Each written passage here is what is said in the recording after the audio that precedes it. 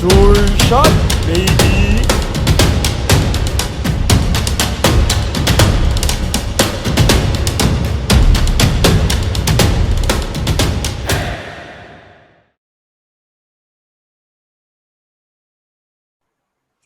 Good day, everyone. We're here for another episode of the DVD show. So, for today, we have a former PBA MVP, a former mainstay of Gilas, and a slam dunk champion, even in the PBA, a mythical team, first team and second team. And now he's currently in the TNT Tropang Giga, trying to win another championship. And I'll now welcome here to the DVD show, Kelly Williams. Thank you for joining me here at my podcast. Diego, I appreciate the invite, man. It's an honor. Yeah, I appreciate you accepting the invitation. And yeah, you mentioned before we recorded that you guys are back from the bubble and, preparing well for this upcoming PBA conference as it resumes after the Omicron variant. So, how has the team been in the bubble? Were you guys able to prepare well? And are you confident with your upcoming games where you will play 4 games in 1 week? Yeah, we got a big task ahead of us, but the bubble was great. It was what it was as expected. It was difficult, but that's what makes it great. Uh, we have a great group of guys, and I think that's what really helps the process when you have a bunch of guys who are willing to do whatever it takes to achieve our goals. So like I said, there are some days, 2 days, 3 days. Uh, Everybody is there, and we know what we have in front of us. So um, yeah, it's exciting to see what's going to happen in this next week or so.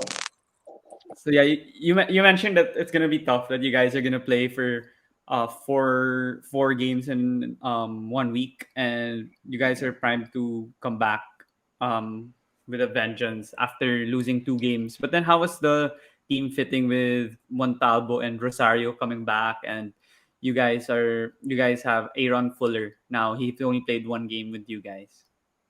Yeah, it's definitely exciting having those guys back. Troy and Kib were huge in the all last conference and especially in the finals. So to have those guys back is huge for us. Having Aaron there, I mean, we know his resume in the PBA, Yeah. and he's a great player, but he's also a great fit for us. Mm-hmm. Uh, so we're practicing has been well. Practices have been well with him, really good, and the time away uh, enabled us to not only get some work in, but also bond with each other a bit. So um, yeah, it's gonna be great. It takes a bit of pressure off the rest of the guys, and now I want to say it doesn't take pressure off because we know what we're expected to do and we're expected to play well. But uh, there's a bit of relief, I think, amongst everybody knowing that those guys are there. So I'm definitely looking forward to starting up Friday and seeing how this goes. Yeah. And you mentioned Aaron's been great for you guys. And for a structured team like TNT, SMB, Magnolia, I think it's a great way for them to get an import who fits well into the system, not necessarily the one who can score 30 a game. So do you think Aaron fits your system well? And he even in the rain or shine game, like he didn't score 25, 30 points, but then I think he had a double double. So that's really he could do as the scoring like he did with his other stints in the other teams. But then for you guys, do you think you have that import that has the attitude, to put winning at the utmost priority? Yeah, I think with Aaron, it's all about winning, and that fits right into our culture as a team.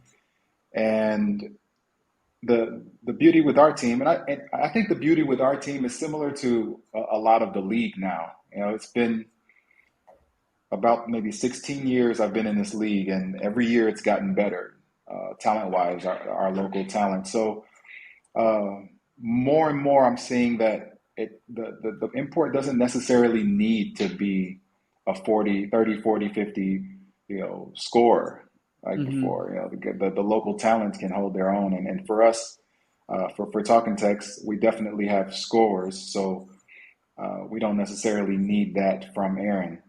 And I Mm-hmm. think he knows that now, especially with after the first game, but with all the practices now that we have together, uh, he knows what he needs. And the good thing about it, with a player like Aaron, he can give us 20 or 30 Yeah. on any given night. And if we need it, he's reliant enough to give us that. So, um, but I think the thing for us is as the team, as locals, we know that we can't rely on anyone but ourselves. And Mm-hmm. I think if we get in the mentality of thinking, well, our import will get us, and we can take a game off, then we've already defeated ourselves. So, like I said, Aaron's a great fit for us, and he's capable of doing, giving 20, 30, 40 on any given night. And there's going to be nights where we'll need that. Not everyone will be 100% all the time, um, and that works perfectly for us. Yeah, for sure. And you guys, your goal is to really win the championship, and you are capable of that. And with that import, because Mackenzie was injured, I think, when he was here. So with a healthy Right.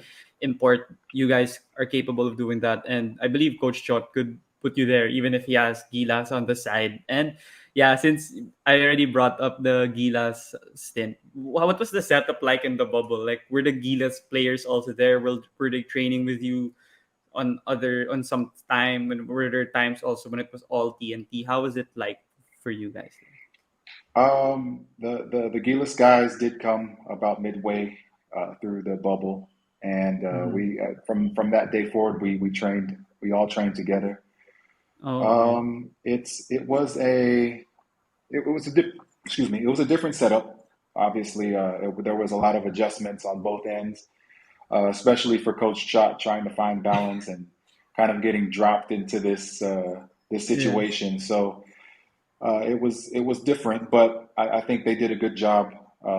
Coach Chot and the staff did a good job of balancing things and trying to get not only uh, the talking text guys ready for this week, but also getting the Gilas guys um, uh, on board with what Coach Chot wants from them as well. So by the end of the camp, we had pretty good flow.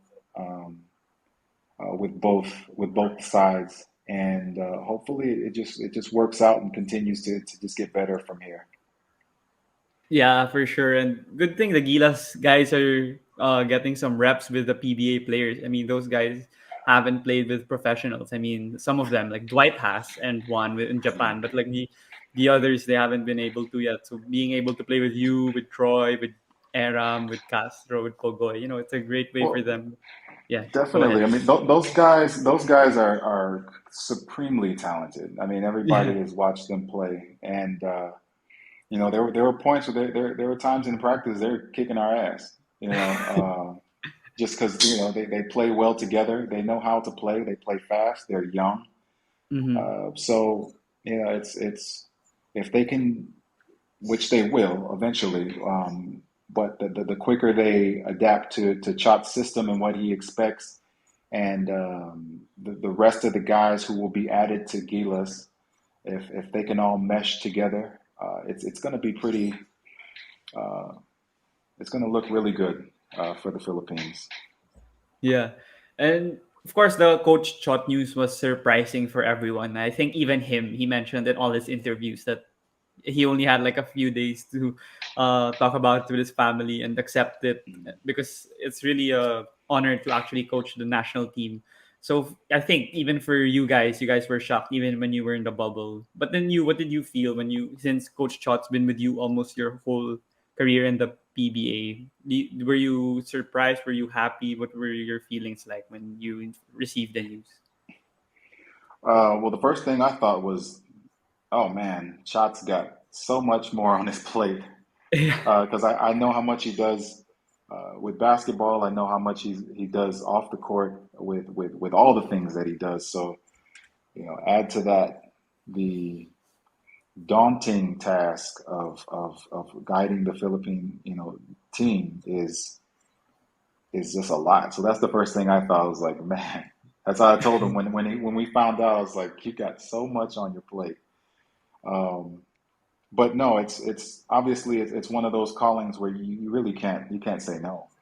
And Mm-hmm. for the type of competitor, the type of leader, and just the passion that Coach Chot has, that's something he's just not going to turn down no matter what he's doing. So um, I'm just proud to say that he has been a mentor to me throughout my career. I'm glad to be back with him playing with Talking Text, and I've said it pretty much since day one to have someone like that in your corner um, as a mentor, as a friend, as a coach has been nothing but a blessing for me. So I'm like I said, I'm excited to see how it goes and how he manages to balance everything, and I'm sure it's going to work out great. Yeah, for sure. And I hope the young guys are able to grasp his system because like those players could flourish in the dribble drive and even at the limited time. I think you guys will be able to teach them the system. And speaking of that, as one of the more experienced players on D&D, and for sure you were able to talk to these young players. Are you guiding them and grasping the system since they need to kind of fast track it with less than a month when Coach Chot was appointed? Yeah, well, during the bubble, I think it was more of just letting them see how it goes, how it works, and seeing how uh, just their instinct with what Shot and the coaches have been trying to teach them. For me, I've talked with a couple guys about certain positions, especially with Big Ange, and just telling him what I think when it catches it in certain places, but nothing Yeah. nothing big. Mm-hmm. As we go, as we move forward, as much as I'm involved personally, I'll just I speak what I see, and that's just who I am. If I see something, then I'll say something. But for now, I think it's just letting them get their feet wet in the system, letting them get a taste of what Chart is looking for through our practices, and they've already picked up a lot of it really fast in the Yeah. last several days. So if I see something, I'll say something. But for right now, I think Coach Chot and the coaching staff are doing a great job. Yeah, with the limited time, I think the coaching staff he brought with Coach Jong and Coach Nenad and Coach Josh. I think it's great that they'll be able to help and aid in guiding these young guys and absorbing the system. But then Coach Chot would also mention that he get only numerous players from TNT as to not mess with like the program. And when Coach Tab started it with the young guys like Dwight and Ange. But then Yep. for you, are you still willing to play? I mean, there's no roster yet. I don't know if there's like inkling or like hints that they give away already to you guys on Mm. the possible players who will be on the Gilas team. So how about you? Are you ready for the opportunity once again? I think being ready and being willing are two separate things for me right now. But again, with my experiences in the national team, it's been nothing but amazing. So at 40 years old, if I get the call, that'd be ridiculous to me. But that's also one of those things you can't turn down, right? So if for some reason Chot and the coaching staff find me to be useful in any capacity as a player for them, then I'm open to it. But like I said, I think they have more than enough to do what they're trying to do, at least in this first leg, uh, to prepare them for the things in the future. So um, to answer your question, yeah, I'm always open. That's something you can't say no to that. So, Yeah. um, but like I said, they have more than enough to supplement for whatever they're trying to do, which is just grow and think long term. Okay, yeah. So that's great. I mean, we're all looking forward to the 4 games of Gilas, whether you're playing or not. I mean, we're against Korea again, and I saw a quote at the night, like the night lang when before we recorded, that one of their players wants to beat us so bad because they lost with Coach Tab and the one in Clark. So it's gonna be an Hmm. exciting 4 games for us to tune into. But then in the next definitely. segment of the interview, I want to ask about your upbringing and childhood. Like you didn't grow up here in the Philippines. You grew up, I think, in Michigan and Detroit. And That's right. I wanted to ask if basketball was your first love, or were you trying out various things, maybe other sports or maybe arts, maybe I don't know what are the other activities you do in Detroit before maybe you fell in love with basketball. Yeah. Um, my first love was my mom, but as far as as far as sports go, it definitely was basketball from day one. Mm-hmm. Uh, I grew up watching the Detroit Pistons, the Bad Boys, Mm-hmm. and I'm forever a Pistons fan, regardless of how terrible they've done over the years. Yeah. Uh, but I was one of those kids that tried a little of everything. So Mm-hmm. I was into the arts, I was into music, I was into all different types of sports: soccer, volleyball, baseball, softball.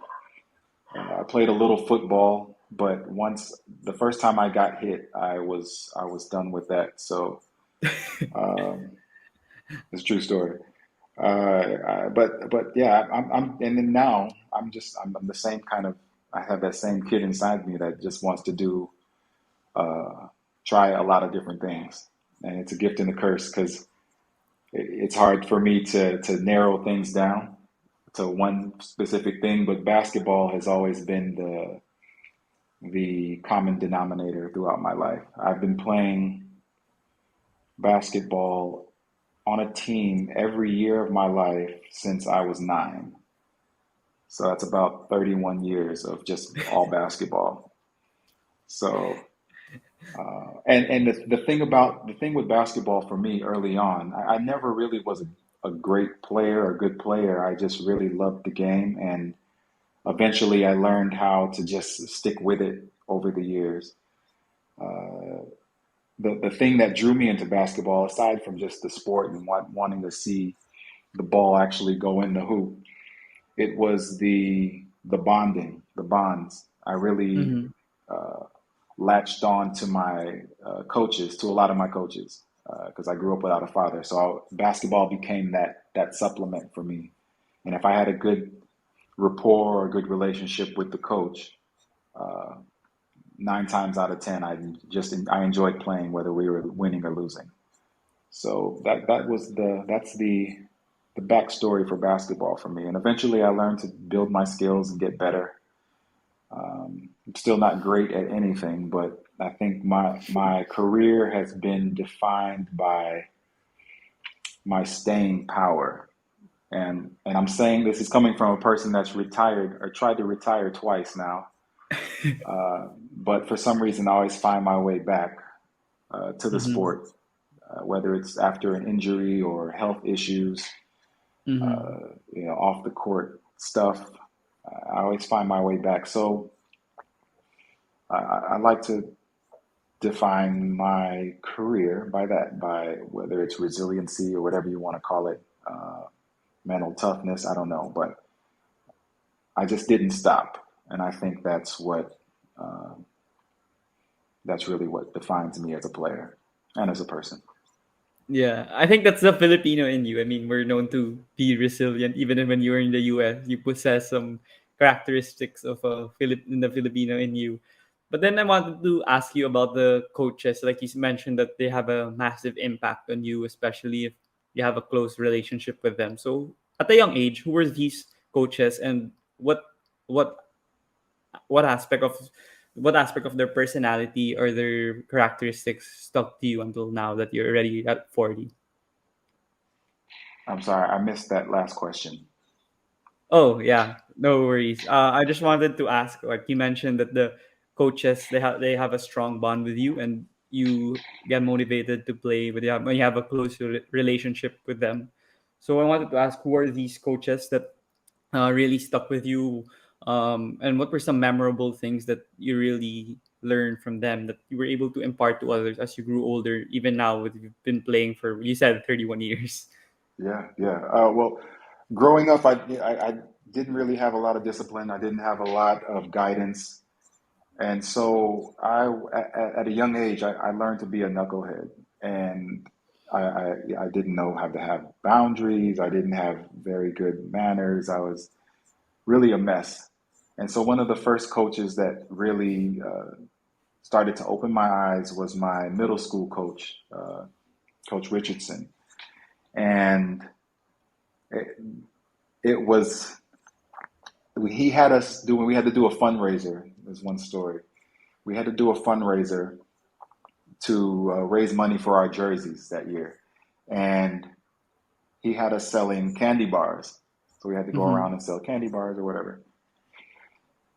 And so what I ended up doing was I sold a few of them and then I ate the rest of them. And I didn't give the money back. Yeah. So I basically had free candy bars and free money. That's what it looked like to me. And when I went to try to explain it to him, it it just came out as dribble. But out of the kindness of his heart, he didn't scold me, he didn't reprimand me, he didn't kick me off the team. He just sat me down and talked to me like this is how this thing works. And that was really some of the I mean, that's when the discipline like started to like rewire in my mind, like, oh, you don't do this kind of thing in life. You got to think about other people and this and that. So he was a big part of that. May he rest in peace. My high school coach, Benny White, was a big factor. I looked at him as a father figure.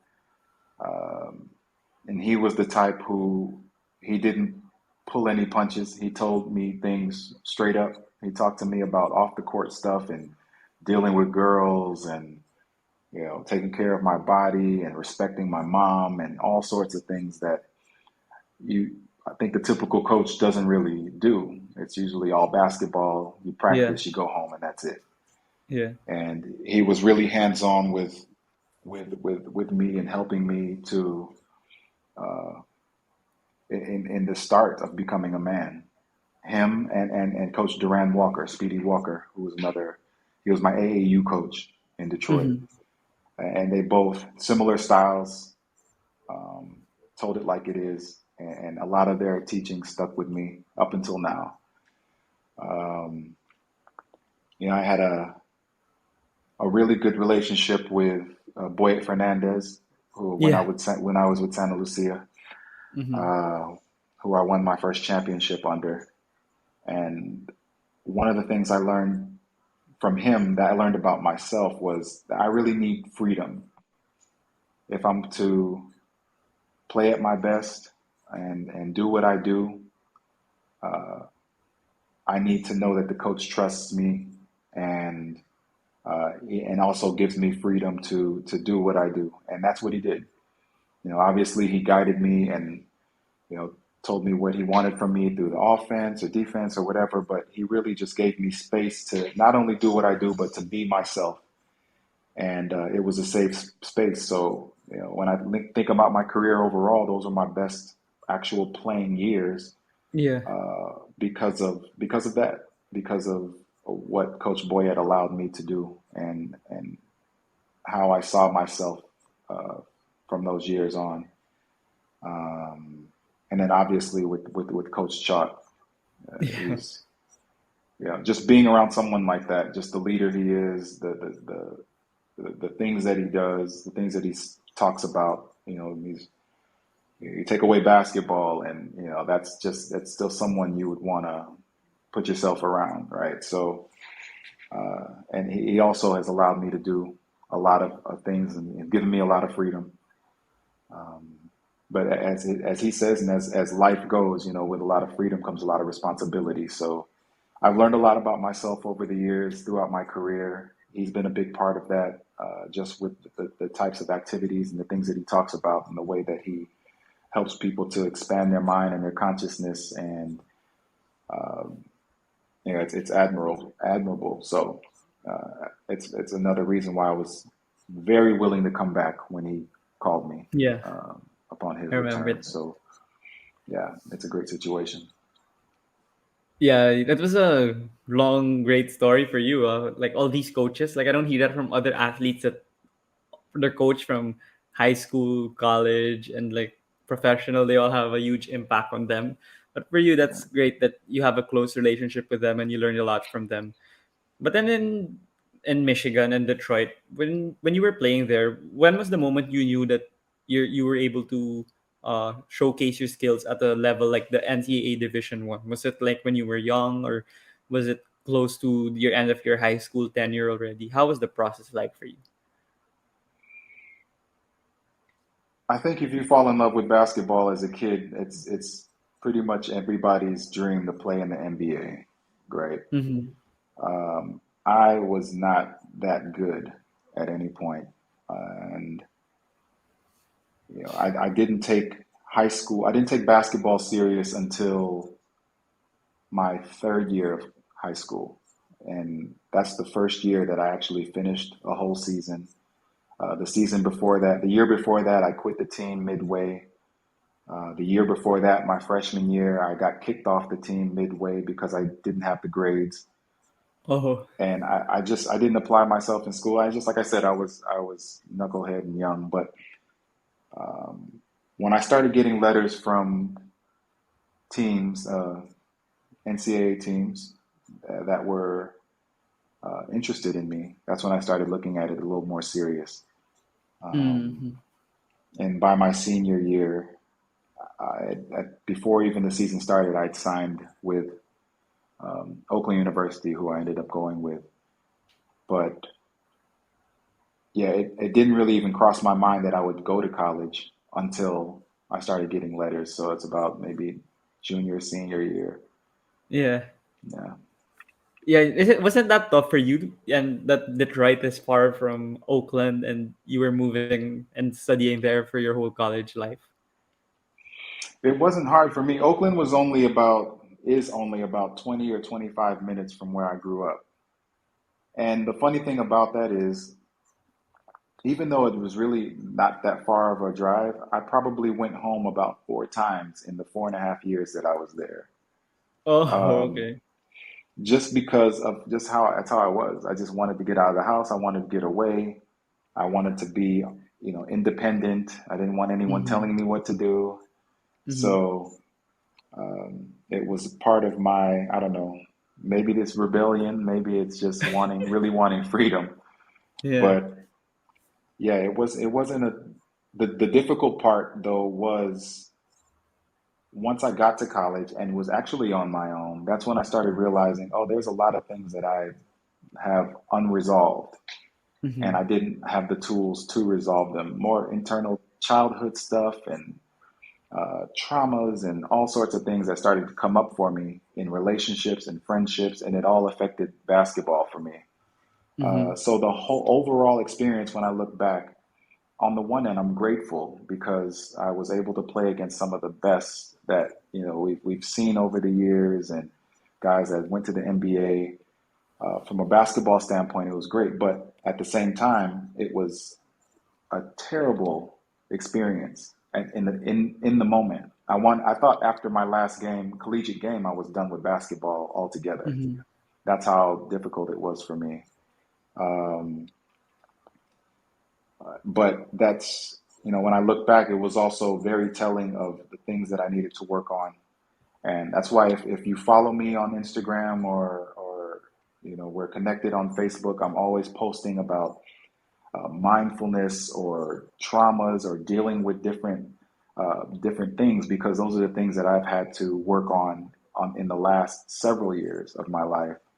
And my whole purpose of using my platform is to want to help someone else if I can. So that's where all of that comes from for me. The dealings with the childhood, with the traumas and the hurts and the pains and the betrayals and all that stuff that ended up leaving a mark, and my own want to change and have a different outcome for my life. So when people ask me, why don't I post a lot about basketball or this and that, and like, but you know what I do, I play ball, and that's cool. But what I Mm-hmm. really want to use my platform for is to try to help someone who might be in the same position as me, or maybe going through some things that I've went through. So I know that's not what you asked, but that's really, Yeah, you that's know, okay. when we talk about my past, a lot of that stuff, it's all rooted in that for me. So yeah, Yeah, that's a great conversation to start off with. I mean, that's like what podcasts are for. Like you could elaborate on things like that compared to like usual interviews you have for PBA or Gilas or whatever. But then I wanted to ask about when did you have that switch that you wanted to have that constant mindset of helping others and maturing and not being a knucklehead anymore? Was it during your college tenure when you were already independent and you were realizing stuff on your own and reflecting on your life? yeah, I think that's when it really started. When life really started hitting me in the face. You know, went through like a bad breakup, and basketball wasn't going well. Mm-hmm. I was seeing my patterns with my friends, not taking care of my body, not taking care of myself, and I realized, like, man, if I don't do this, no one else is going to do it, and I'm just going to end up. There's no way, no telling where I'll end up. So I didn't really have an awakening until really like the end of my. I had already finished playing basketball. I still had one more semester of school left, Yeah. and it was near graduation where things started to shift. I had friends taking me to Bible studies, and I had all sorts of questions, and that part of my spiritual journey had started, um, which led me to come out. Well, led continued as I came out here initially, and what a lot of people knew about me those first, let's say, 7, 8 years was I was very vocal about being a Christian, and that was Mm-hmm. uh, in that time of my life. It was huge. It was a huge part of my growth as a man, my spiritual journey, and as life went on, that it shifted for me. So. Not seeing myself as a Christian, but seeing myself as a spiritual person who's on a journey, and believing in God, but just from a different standpoint Mm-hmm. um, for the last several years. And it all the whole progression really just it just comes from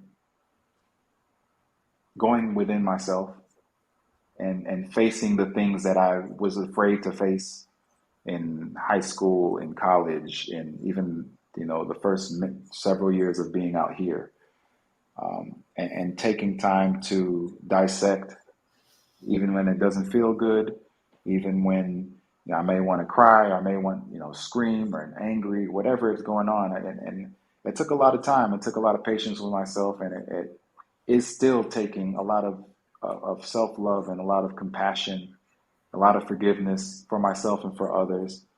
And I think it's just an ongoing journey. But the start of it definitely was taking my spiritual journey serious. And I encourage that for anyone who might be dealing with stuff, or whether it be traumas or hurts and pains from a relationship, to seek the spiritual end. Go within and speak the spirit, seek the spiritual side of yourself. And I'm not saying that from any specific spiritual background. Whatever you want to believe, if it helps you grow and become a better person, then by all means. But I think it's very important because we get so caught up, especially now with Instagram and Yeah. Facebook and all the social media. We get so caught up in what we see externally, what other people are doing, what other people are, have or whatever, be it a relationship, be it car, materialist, whatever is going on. And it's easy to get caught up in thinking that that's, attaching ourselves and our desires and our identities to that, when it should, I don't want to say should, but the true wealth and the true success and healing and everything comes from yourself. So, and like I said, it's a continuing journey. It's an everyday intentional, conscious effort to just grow and be better as much as I can every day. So, yeah, Yeah, that I agree with that. And yeah, the spiritual aspect sometimes you could take it for granted, but then when you actually feel like it's advantages and benefits to you, and you feel like what it's really meant to be. You will know, you will realize that it's important in the life of a person. Like it's not only mental, physical, and everything, it's also spiritual. So that's great to hear from you as a person, to share it to the audience and to me and people tuning into this podcast. But then, how about the resiliency part of it? Was it, you mentioned like your coaches and the people that convinced you to try the Bible study? Were there other people that you saw as an inspiration in terms of resiliency? And because of that mindset is kind of difficult to possess, like when you, maybe when people experience the stuff that you went through, maybe they'd already be depressed or they'd be sad long term, like they won't have that mindset to bounce back or come back with a stronger mindset. So for you, how was that process like? Yeah, I I believe it's important to look for real examples in your life of people who are resilient, and to really think about it. Think about people's journeys and what they've been through to get to where they are. And when I say real examples, for me, um, my mom Mm-hmm. and my sister and my brother are my big three in resiliency, and knowing the things that my mom had to go through. Imagine she, losing a husband when she has three small kids to feed and bring up by herself in a country that's not her home. Mm-hmm. To see my sister, a mother of six, a single Wow. mother of six, Yeah. and seeing her work a full-time job while getting her college degree, while starting a business and succeeding in it, and keeping her kids fed and clothed, and actually parenting them, having relationships with them. My brother, who's 2 years older than me, who's autistic, and so I always felt like the bigger brother. To see him do the things that he's done, he's had jobs, he drives, he's independent. He does all these things, to see things from his world and do the things that he's done. I felt like, and I feel like, I have no excuse to sit down and feel sorry for myself when, you know, life is life. When things go bad, I went through a divorce. My kids haven't lived with me for the past 6 years. Having all these excuses, there are no excuses for me. And so when I talk about real examples, that's what I mean. So I think that's step one. To If you're in a tough place, because you can easily say, hey, there's kids in Africa who aren't eating, or there's Mm-hmm. people here who don't have money. Yeah, that's easy to say, but I have no connection to that. And that's just the honest truth. And I think that's what most people will say. Like, yeah, there's somebody in a worse off situation, but I don't know them. But Mm-hmm. I'm pretty sure you know some people who have gone through some things, and they can be part of that journey of having understanding, putting things in perspective. And so I'm to the point now where I've been at the point now where I just leave no excuses for myself. And when things happen, now my mentality is, well, what can I learn about myself? What's being triggered in myself? How can I change the situation? What can I control? And if there's things that I can't control, then I'll focus on the things that I can control. And a lot of it usually is just my own self and my response and my mentality and my perspective. Um, because life's not going to let up. And if we leave ourselves space to have excuses for why we're not getting to where we want to be, then we lose. And I don't think anyone wants to lose, but a lot of times we feel stuck. And the reality is, if we just control the things that we can control and take our minds off of the things that we can't, we'll be in a much better position to move forward. Yeah, and that's great with your family. You mentioned that you guys were going through a lot, but then you still loved each other well, and you didn't like leave each other. But then how did you guys have that constant mindset of having each other's backs? Like even if they were going through all these, you guys were still yeah, like tight knit, and you were with your you learned a lot from your mom and your siblings, despite everything that you mentioned a while ago, and even you personally, all the things that you encountered individually. I, I'll be honest with you, Diego. I wouldn't say we were tight knit. You Mm-hmm. know, a lot of my perspective on the things that my family went through came when I was already an adult. So I looked back and gained perspective on it. In the midst of it, I had no idea what was really happening. All I knew as a kid, you know, having watching my father pass and seeing my mom, I didn't know she was struggling. I just Mm-hmm. knew she wasn't in the house because she was working all the time. That's all I knew. Yeah. I knew that I wanted her there and I couldn't have her. And so a lot of my childhood traumas came from those types of things, abandonment, uh, you know, feeling inadequate and invalidated from not having my parents with me. You know, things that my sister went through, you know, we spoke about it. You know, she went through her divorce. You know, she's had to raise her kids on her own and had to go through her struggles. She was homeless for a while early on. Like, these are things that I just gained perspective on later on because I had to stop myself and think, like, you know, these are tangible difficulties that people that I love went through. And so Mm-hmm. I made it my power. But through it all, we weren't always the closest. It wasn't until I became an adult where I'm realizing now how important family is. But you know, I still have a piece of me who envies those families who, you know, they grew up tight or together and has both of the parents and they're secure. You know, there's a bit of me that's like, oh man, I wish I had that. But it wasn't like that for me. That wasn't my story, and that's okay. But it takes work. It takes time. It takes consistent and conscious, intentional effort and work to get to a point where you can put things in their proper perspective. And I think the earlier you can do it, the better off you are. Um, so that's just been the case for me.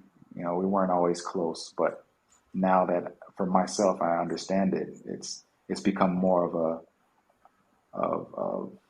a priority to be in touch with my family, especially my mom and my sister, and and I'll continue to, you know, keep them as my peg for resilience. Yeah, that's great that you're able to get a better relationship with them now that you're an adult, and you learn a lot from them, and I'm pretty sure they learn a lot from you as well. But then since you in the basketball realm of things, like you're already a veteran and you have gone through a lot, whether in off the court or on the court. So how about, for instance, when these young players go to you for advice or help, especially now with social media and people could just message you or something. What's your approach in like giving them advice? Like, yeah, you mentioned that communication is very instrumental, and listening also from the perspective of other people. So yeah, how do you do it? Especially you that yeah, in your social media also you post a lot of inspirational things. Yeah, I do most of my communicating through that, through posting things that I feel and just hoping somebody feels it. I get questions from guys, whether, you know, just people in general, or you know, someone saying like, "Oh, I resonate with this post because dot dot dot." I really try not to give too much advice because I don't. I have to really know your story and your Mm-hmm. background, and not many people are trying to spill all that through a Yeah. direct message. So, and understandably so. But you know, if someone asks me about how I went through something, I'm very transparent about it. So I've had a lot of guys ask me and women ask me about, you know, how it was to go through a divorce, or ask me how is it to not have your kids living with you because they're going through it, or they're going through a breakup, or they're going through this and that. So more often than not, I share just my story and how I have dealt with things. Now, if you want to take that and use whatever strategies or mentality that I have towards it, then by all means. But my number one advice is really to kind of stop and take a step back and really try to see things from a perspective of I would say maybe your greater self or just your unattached self. Because a lot of times it's hard to see a solution when you're in your emotional self. When the situation is at its hardest, what I've found at least is it's hard to make the right decision when you're really highly emotional or things are really tough and you can't see any clear path to the end of the tunnel or anything. So that's another reason why I've tried to do things over the years. I got into painting. I got into trying to learn songs on the piano through YouTube, or even writing the book was very therapeutic in working out certain things from my childhood up into my adulthood. So that's more of a general thing. Go out and do stuff. Go out and work out. That's one of the things I talked about on the YouTube channel I was doing. It's one of the Mm-hmm. things I try to encourage people through my social media, because working out was one of the fitness and nutrition was one of the biggest factors in my life turning around. And it's not going to be like that for everybody, but I think in general, working out, having the endorphins, it helps you at least for a moment to separate your mind from whatever's happening in your life. So that's usually the way I go. Keep things general and encourage people to kind of step back and detach from whatever's happening before you make a decision. Yeah, that's great. And you mentioned your book, and I've heard about that before, but I haven't read it.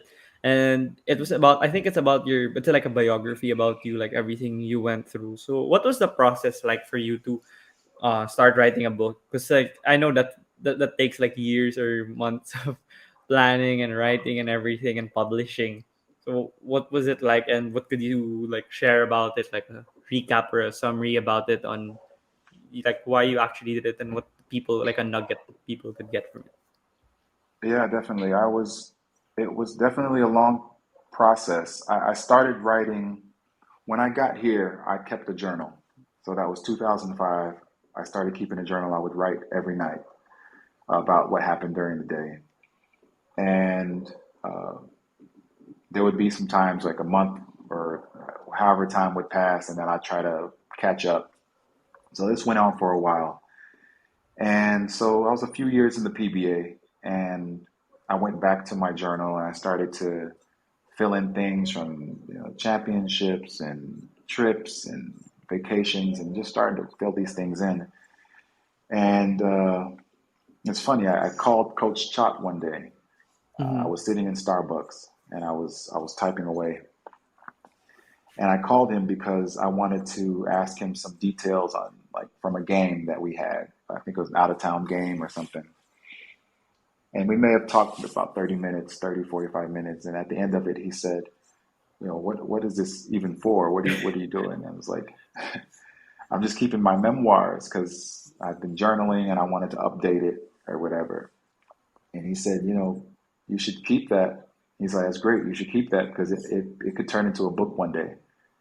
And I didn't even think about it until that moment. And so maybe about a year or so after that was when, uh, maybe a few months after that, I started taking it like seriously from that perspective. Like maybe this can be a book. Really started writing, and about a year and a half, the book came out. About a year and a half after that, and yeah, it's about how I grew up, my middle school, high school basketball on the court, off the court experiences. I talk about the whole candy bar and keeping the money thing from the eighth grade, Mm-hmm. and just all the things that I went through to get to where I am, to get to the Philippines, and then a big part of that story was again my spirituality at the time and my health issue with the blood disorder that I dealt with before. Um, and it all came from a place of, again, similar, very similar to where I am now, wanting to use whatever platform I have to help people. Uh, and given the reviews and the feedback I got from people over the years, it really fulfills me and it makes me happy to know that it impacted people. Even to this day, I still get messages. Someone sent me a picture of they saw my book somewhere, Toby's Sports or something. This was 2 days ago or yesterday. And people still give me feedback. Oh, I read your book and this and that. And it still makes me happy, even though the Kelly that is in that book is a totally different Kelly who you're Mm-hmm. speaking with tonight. Mm-hmm. And that's why, for the last couple of years now, I've been working on the next book. And it's with the same purpose, but with a little about my story. It goes along with my story, but more from a perspective of this is the stuff that I went through. These are the lessons that I learned. This is the stuff that could help you um, from a more practical, applicable uh, aspect, and not just Mm-hmm. sharing the story, sharing my story, sharing the differences of who I was then and who I am now openly, but also being very intentional with what I learned, because I think that from what I've heard from people over the years after they read my book was really wanting to know how I got through certain things. So Yeah. now with all the changes in my life, doing with whether it's meditation or mindfulness or my mentality on resiliency or dealing with resiliency with dealing with different uh, situations with life. Like I said, the divorce, not having the kids here, heartbreak and traumas, all that stuff. It's all in there. And I really want to try to drive home the point that, it's everything that we're looking for is in us right now. And we just need to activate it. The healing that we want is in us now. Our healed self is there. We just need to activate it. And if I can be a part of that and share whatever I know to help uh, in some little way for anyone, I feel like I did my job. Yeah. And how about for others that wanna learn more about you? How where can they buy the book, and what is it called? Do they still sell it now since it's been out since before?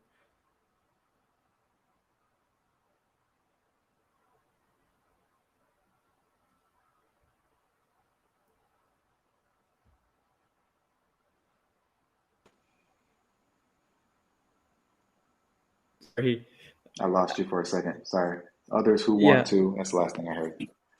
Oh, what if people wanna buy your book, and what is it called, and where can they purchase it?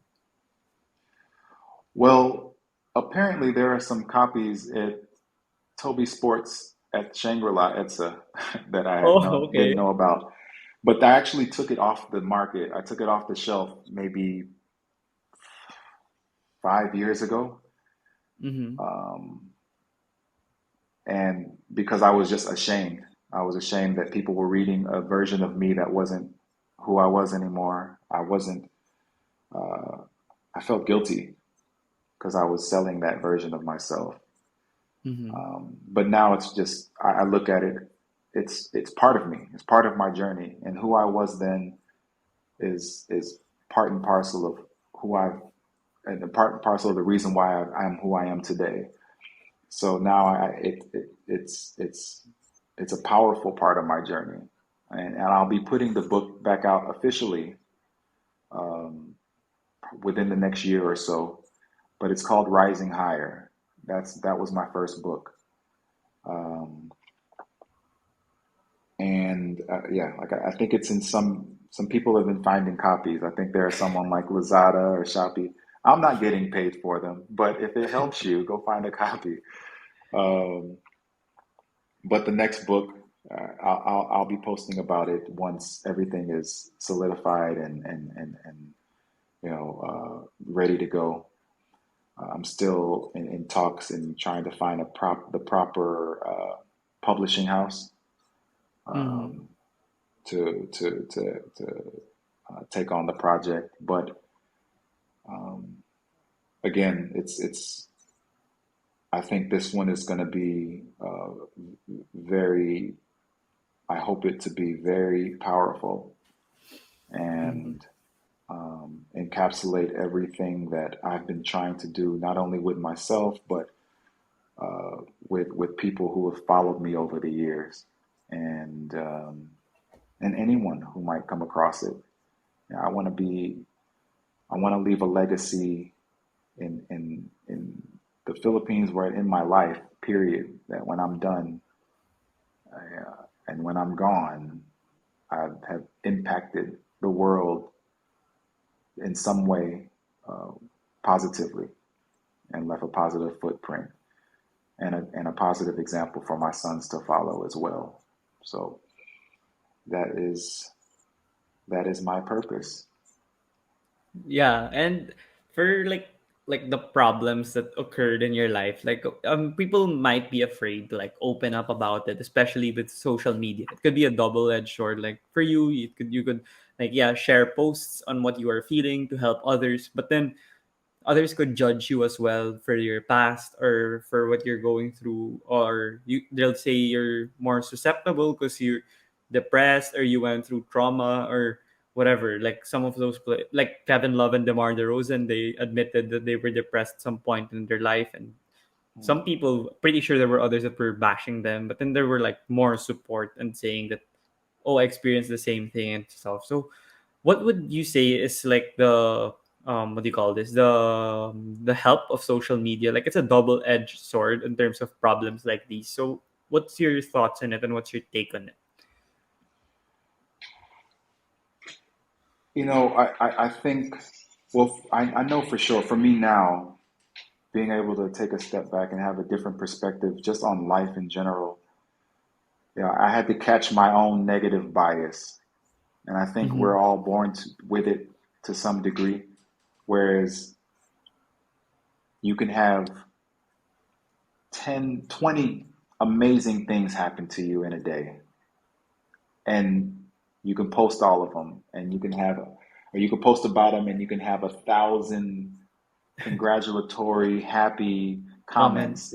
Yeah. Yeah. But that one comment that's like, you look stupid, or that's Yeah. fake, that's the one your mind Yeah. latches onto and causes, you know, everything else to not mean anything and bring an emotional rise. And I think, that's typical.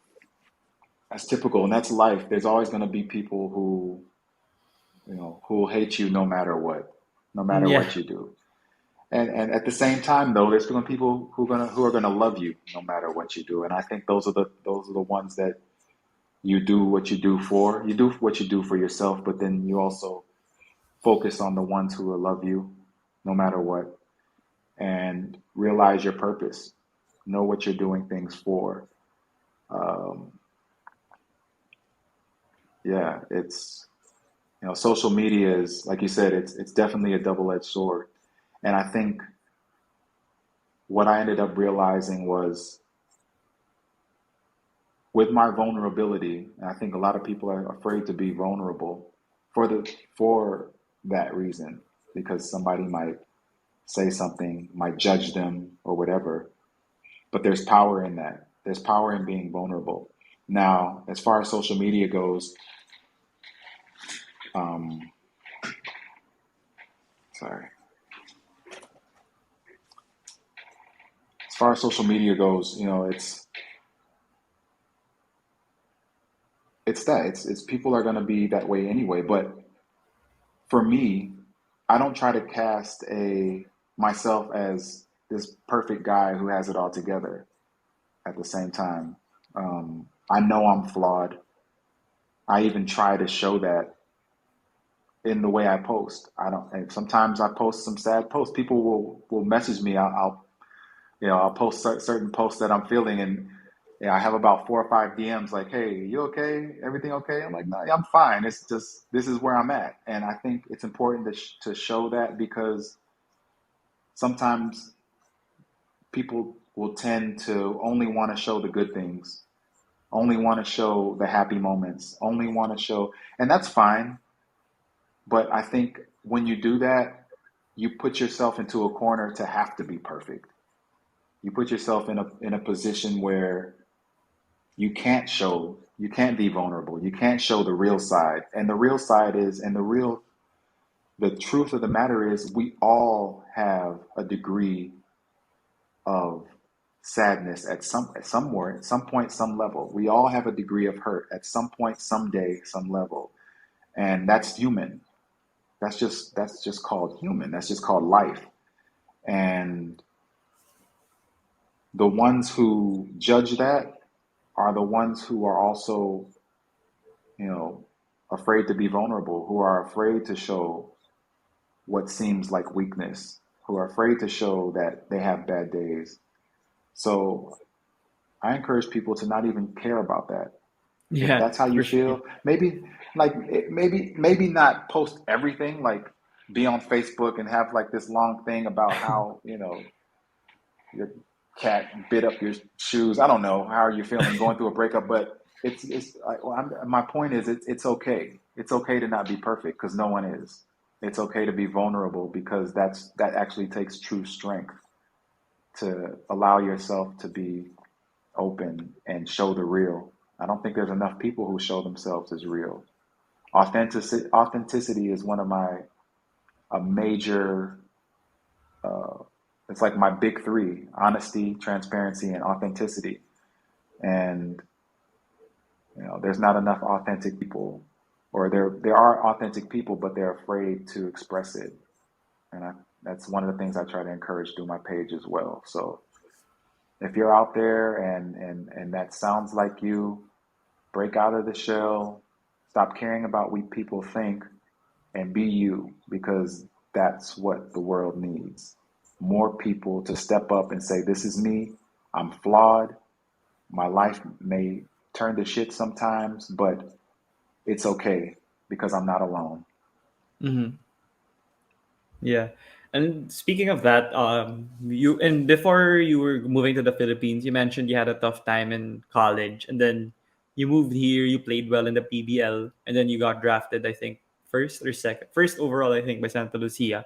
And you were a champion in 2007. I watched that game live, Game Seven against Pure Foods. I was 7 years old. I remember it's like I don't know, Wow. one of those games where it's like full and you could barely walk in the Coliseum. So I remember Yeah. that game well because I think that's when I found out that you guys were really good and you beat Pure Foods because I knew James Yap more that time. Yeah. And They then were strong. you won MVP also in 2008. So that's like the peak of your career, the prime. Like people were like, "Wow, this guy from the US. Never saw him play college ball here, and he's dominating the league, averaging close to 20 and like 10 a game." But then suddenly you got the blood disorder you mentioned a while ago. So how was that journey like from you that you were in college in the US, then you suddenly went up and then went down again? And then how was it? Yeah, how was it like for you? I A few months later, flew back to the States, got married. We came back to the Philippines together. About a month later, I got the MVP award, and I was just at an all-time high. And about 9 months after that is when I got I got sick at the All Star. I was playing with the national team, the Powerade team at the time under Coach Yang, Mhm. and yeah, I fell sick. I came back to Manila early. They diagnosed me with ITP, and that's really when that journey began. The medications really is what tore my life apart. I was on a steroid called prednisone, and I've always had to tell people, like, they say, "Oh, you're on steroids." Like it wasn't the good kind. Yeah, it It wasn't the wasn't ones in the baseball. anabolic, right? It wasn't Yeah, the bodybuilder, yeah, Barry Bonds stuff. It was yeah, like, this is like you have to fight to keep your body together. You have to fight to go to sleep. Like it literally tore my life apart. I couldn't get sleep. I was up all night.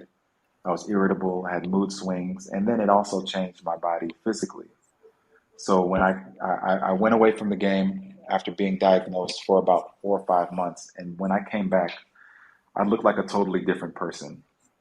And so you can imagine the psychological, emotional, psycho-emotional issues that I was going through, Mm-hmm. thinking I had the whole world ahead of me. I was on top of the world, being the MVP, playing at great basketball, body feeling great, newly married, life was going great, and then it all came crashing down. Um,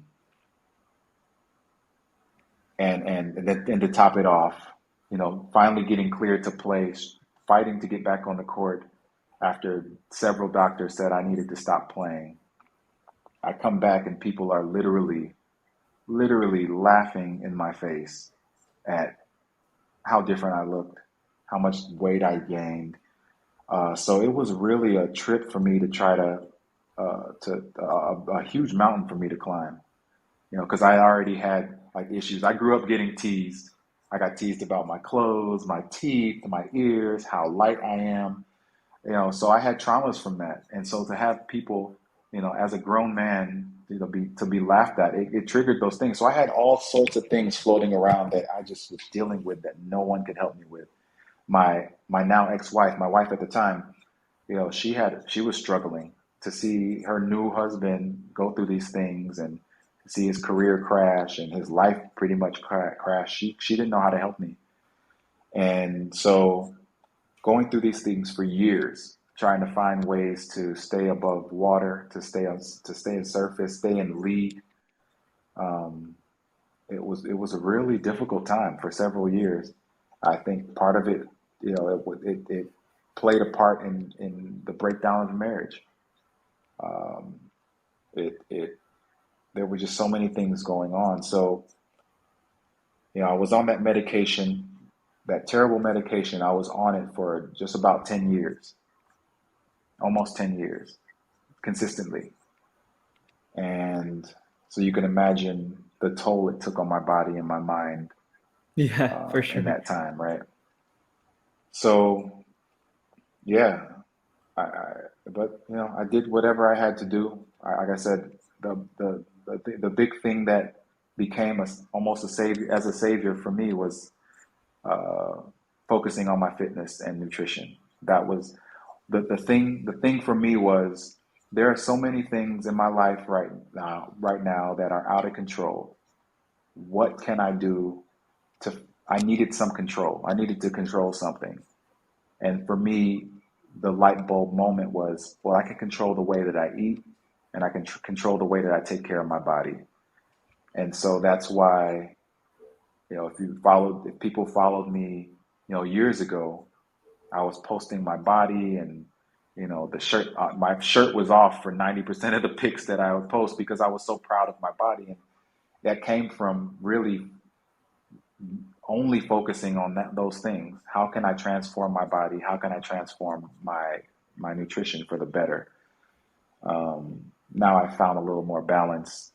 I found some shirts to wear, and so my feed is a little more wholesome. But yeah, that was it. That was my journey with my health stuff. And now, fast forward for the last about 3 years now, I've been medication free. Have no issues Oh, with my okay. blood. And it's been all good. And I really attribute that not only to the way that I changed, the way that I take care of my body and the way that I take care of the things that I eat, but really the way that I started taking care of my mind and my psycho emotional self. Um, stress is a killer, and a lot of times it's a silent killer because people just feel a certain way and they don't even know why, or they know why and do nothing about it. Yeah. And I was both. Either I didn't know what was going on or I did nothing to help it. So another big thing in the book that's coming out next, but it's a big part of my story, and that's another thing that I try to encourage on my page. Yeah. How many years were you out from the league, or like, because I remember you were out for a pretty long time, and then maybe, yeah, you said you were struggling and people were teasing you, or Mm. maybe bullying you in a way through your frame. But then what year was that when you felt like you could come back, not like your old self, but you'd like slam dunk every possession, then be a reliable player, and then you got traded to TNT. What year was that, and how did you get thrust into the system eventually of TNT? Yeah, I think early on I was able to find a bit of my old self. I was still young at the time, so we went to me and Ryan and Lamont Waters. We ended up going to Talk and Text in 2010. I was still young, so I was able to scrap back to at least a respectable form for myself. But again, over the years, it's just been, what can I control? I can't control coaches' decisions. Over the years after Chot, we went through several coaches, some that decided not to play me, some that decided to play me in positions that I wasn't comfortable in. Um, and I couldn't control that. So the only thing I could control was what I can control. How can I take care Mm-hmm. of my body? How can I take care of my mind? And what can I do to keep myself ready for whatever? And that was, get my shots up, get my work in, and just keep myself ready. So um, that's just been my thing over the years. Try not to stop and try to keep going and try to keep controlling well the things that I could control. Yeah. Another aspect of your career that I'm curious about, like, uh, players like Dwight Howard, like they were a superstar when they were on their prime, and then they adjusted to like a role player, being a role player, and still he won his championship with the Lakers in the bubble. So players like that. I mean, I'm not a professional player or like anything close to that, but then I feel it's tough for like the ego, for like adjusting to your role. You're like an MVP candidate, and then suddenly you're just a role player, and then it's you don't get the same amount of touches or the same amount of shots you usually do. So for you, that's one impressive feat that you did in your career. For me, like you were a terrific role player with like Jason, and all these other players in TNT. So how was that for you? Was it tough at first, or was it a natural feel for you to be on that role that you are even now currently? Yeah, I would say it was difficult and easy.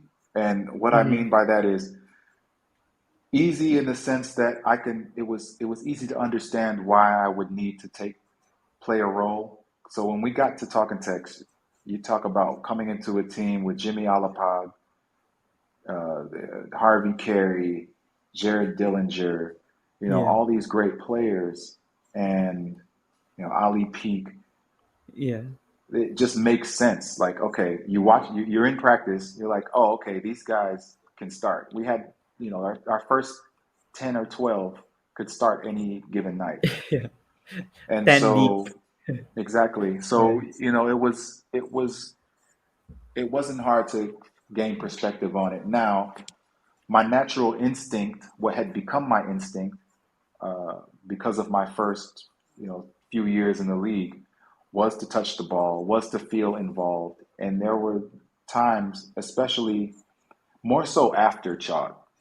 So after we went our championship runs, after Coach Chalk, you know, then I started feeling like I was relegated to a position that I really shouldn't have been in. That's how I felt. Mm. Yeah. Um, and we didn't have the same personnel. And so I felt like my role should have changed, and I should have been Mhm. getting more shots, should have been getting more touches, should have been more involved. But again, you can't change, you can't control that as a player. And if you complain about it too much, then you're a diva or you're an asshole. Yeah. So you have to find ways to adapt, and I've I've had to, and sometimes kicking and screaming, but for the most part, it's just like, all right, accept what it is, respect your authority as best you can, and do whatever you got to do. So um, there's still times, even the last conference, as great as our team has played, and there are times where I felt like we go up and down. We have 3 or 4 offensive possessions, and I don't touch the ball.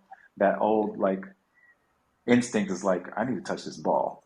Somebody Yeah. needs to give me this ball. So, Yeah. but that's again, that like you said, that's the ego. And Yeah. one of the things I've learned in the last couple of years is like that you can't trust your ego. And Yeah. so anytime I feel like I'm led with that, I got to put myself in check.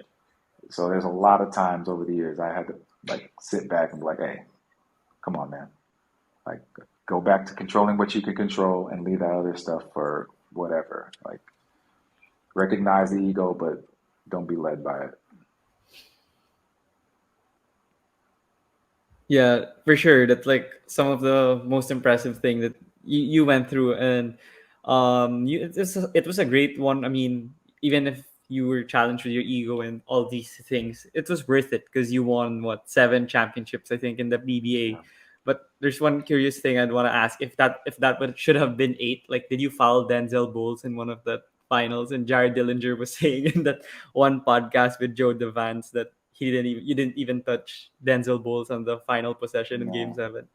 no. I encourage people to watch my YouTube video on that. Um, I did not. It definitely should be 8. I don't know what happened. I don't know if I pissed off that referee or what, but that's probably what happened. Like I probably yelled at him or something, and he was like, "You know what? I'll bless you with a foul right here when at the worst possible moment." But no, I actually tried to. If you really look at the replay, I tried to get out of his way Yeah, yeah, I because he remember. was all he was already out of control. He had his head down. He was just in a bad position, and I just tried to let him go, let him trip on himself, throw it up, and then let Ali get the rebound or something. And Game over. they they they blew the whistle. I could not. I still can't believe it to this day. Yeah. When I search your name on YouTube, it's one of the videos that appear like controversial Game 7 foul on The Kelly phantom Billings. foul. The phantom foul. That's what I call it.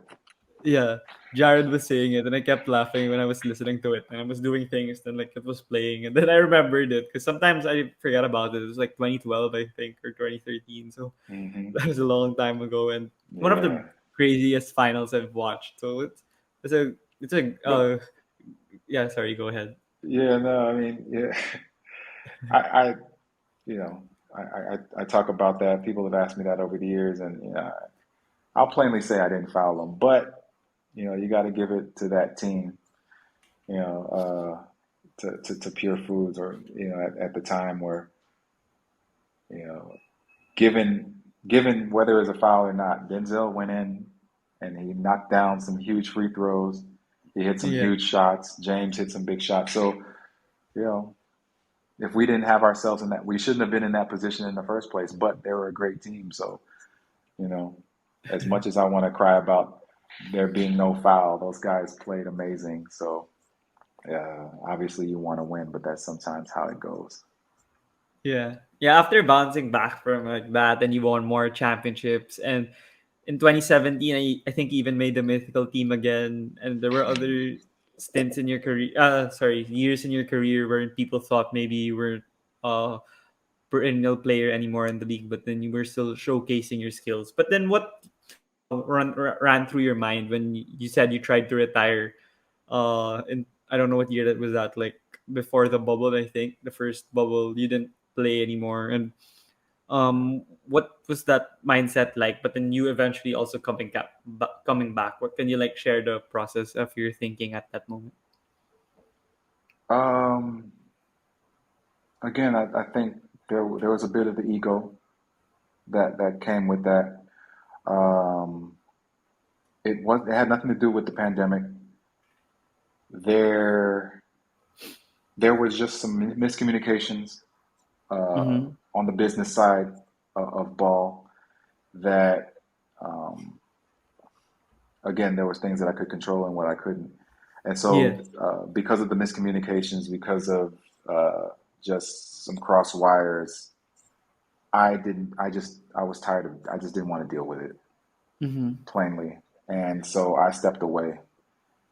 And um, part of it was because yeah, I just didn't want to deal with it. But then the other part of it was if my mindset is going to be stuck on this, I'm definitely going to be a cancer to the team. So it was kind of twofold for me. And I don't regret leaving. I only regret leaving my guys because I watched Mm-hmm. the rest of the season. They did great during the eliminations, but then when in crunch time in the finals against Ginebra, I felt like I could have been a big part, a big help for them, especially with guys going out like Ray and Yeah, Jason was injured, and yeah, for um, sure. but so I felt bad about that because those are the guys that I had been going to war with, and I felt like I left them high and dry. Mm-hmm. Um, but you know, after a few months, obviously reflecting on myself and the things I could have done better, uh, it allowed me to be open to the idea of going back. I had some people call me asking me if I was going to come back, if I was taking offers, people from other leagues as well. Oh, Um, okay. Yeah, and so I wasn't certain yet, but I was open to it. yeah. But once I heard Ryan texted me from when he was in California saying that Chot was back. Once I found out that was the case, I knew for sure I was intrigued.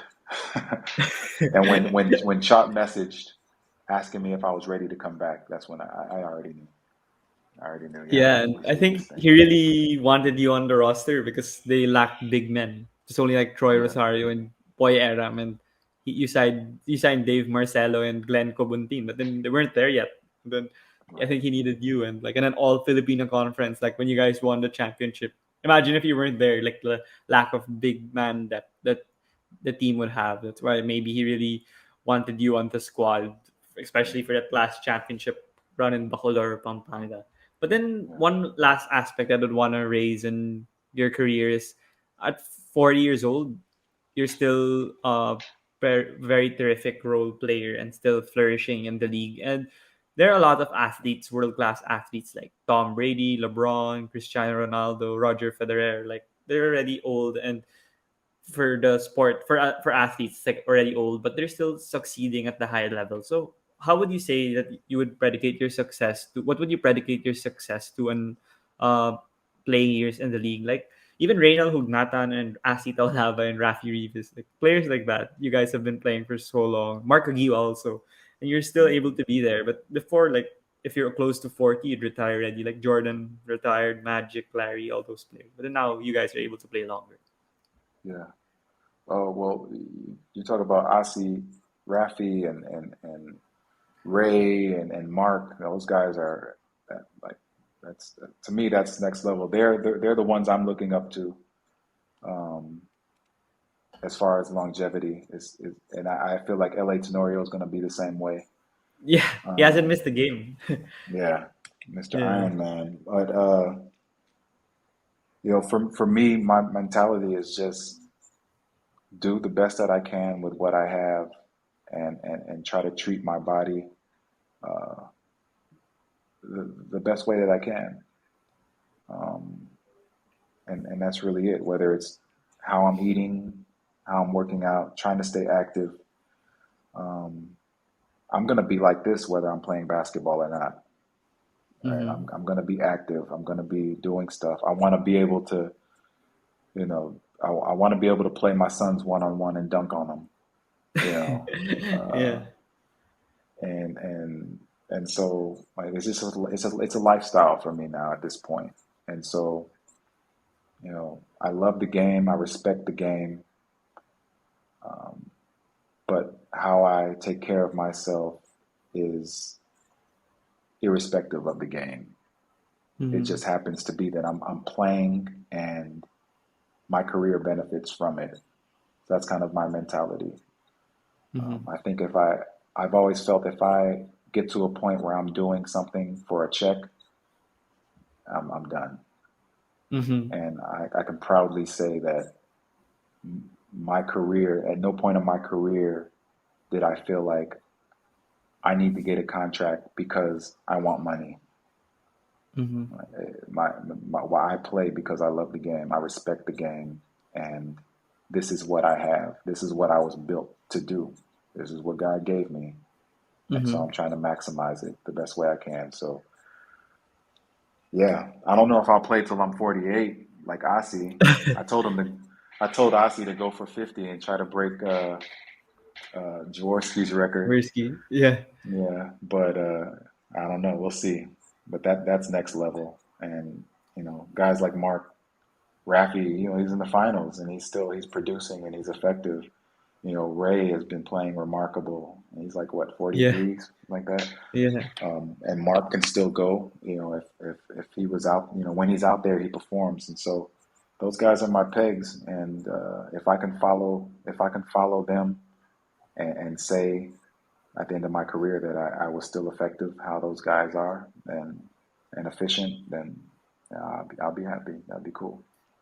Yeah. My suggestion is you should do what Julius Irving does, Dr. J. Like he said in a podcast that he tries to dunk on his birthday every year. Then he stopped at like 63 or 65 years old. So since you're one of like you're a two-time dunk champ and you want to dunk on Yeah. your son, maybe you could do it every year on your birthday and see if you still got Yeah. the hops. Until what age you can do it.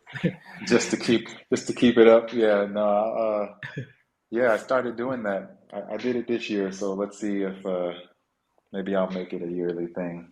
I don't celebrate Yeah, my birthday really, so that'll be my yeah. celebration.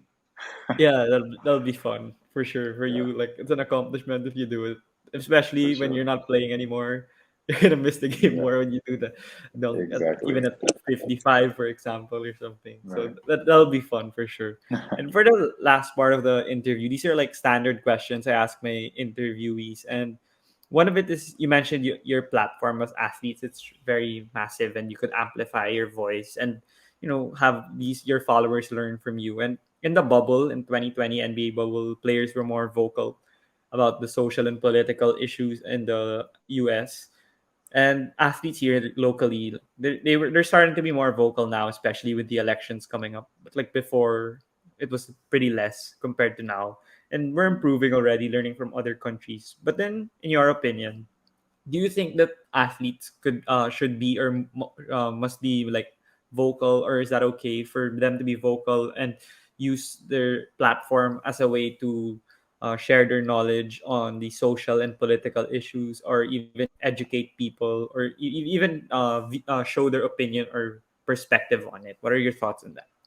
Yeah, I definitely do. I think if you're passionate about something, you're knowledgeable about something, and that your opinion could help enlighten someone or inspire someone, I think by all means. I think the problem nowadays though is people get caught up on hype and popularity and think that because of their popularity, because of something, that it should be used a certain way. Like it should be, almost used to manipulate people or something. Where I just say, if you're passionate about politics, you're passionate about a current event, then speak up. Um, and especially if it's from a place of uplifting or um, educating the ignorant. Um, I think that needs to be, because like again, like for me, I'm no psychologist, I'm no therapist, I'm no medical professional by any means. I'm just a person that was messed up and found ways and still finding ways to heal.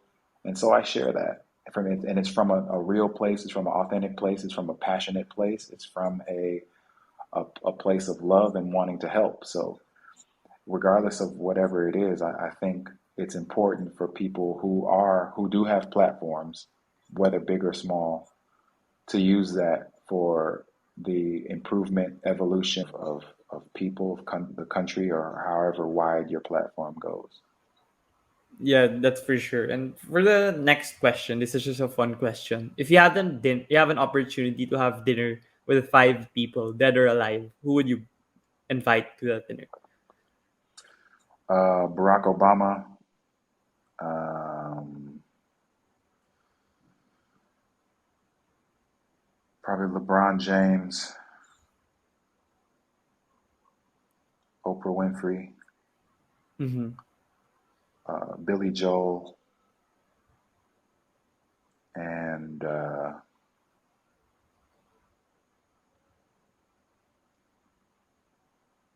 Martin Luther King.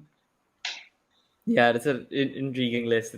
You're gonna learn a lot from them if that actually happens. Like if those people have a lot of experiences and Absolutely. uh, a lot of experiences to share with you, and for sure the lessons you learn are more from the other things you share here on the podcast. So Mm, for the final question, I ask all my guests to go on the podcast through social media also, like what I did with you. And I wanted to ask on who could you suggest that I should invite here on the DVD show to talk about their career also, or has a great journey, who would be willing to share it here on the pod. Like it doesn't need to be only basketball, but then you could also talk about basketball or any other sport. yeah.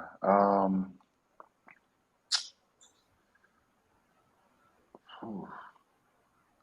I think EJ Obiena, I Yeah, think would be a good one. yeah, He's especially now he's had to go through some stuff. He yeah, went through an injury. I spoke with him once before. This was years ago, maybe yeah. 2017, I think. He was coming back from an injury, and so we sat down. We talked for a while. I kind of shared my story with him, and so he obviously came back from his injury. He's been doing amazing. He's representing the country, and then having to go through that whole situation with Pafka, whatever. Patafa, yeah, Yeah, so you know, I think he would have a great story to tell, especially for from where sure, he yeah. came from to now. There are a lot of guys. There are a lot of guys. I can't think off the top of my head. I remember EJ. I was looking at his feed earlier. That's why. Yeah, Um, yeah, I'll just say EJ for now. That's the top of my head. Yeah, yeah, for sure. I hope to get him. I mean, I emailed him and he replied before the issue, but then after since that happened, he never got back, of course, because he's been busy. sure. So hopefully in the Yeah, next weeks or months, I could be able to contact him again. And that'd be for great. sure, like a lot of people would want to tune into that episode as well. So Absolutely. yeah, thank you so much again, Kelly, for joining me here on my podcast. And I learned a lot from you. Like I only see you on the court and how you play and you evolving the way you play on the court. But then here on the pod, I learned a new side of you, and hopefully, these viewers also appreciate you more with your how you inspire others through your story and have that resiliency all throughout their life. So, do you have any final message before you go? No, aside from saying thank you, Diego, for having me on. Sorry it took so long to get back to you. No worries. Yeah, It's definitely an honor to be here to share this side of me and share my life, share my story with you, and uh, great questions. Um, the final message is the same as I've been yelling for some years now. Is you know keep wherever you are in your life, keep digging, finding more within yourself. Uh, Whatever you feel like you can. But as Henry Ford said, whether you think you can or whether you think you can't, you're right. So um, it's on us to get our minds right, to get our hearts right, and get our egos in check. We have so much greatness in front of us. Not only in front of us, we have greatness in us. mm-hmm. And so it's on us to find it, dig it out, cultivate it. And yeah, life Yeah, would be great. Yeah, yeah. Thank you so much again, Kelly. And before you go, is it okay if we take a picture? yeah, absolutely. Okay, I'll take it from here. One, two, three. Okay, thank you so much again, Kelly, for joining me here and stay safe and good luck with the PBA.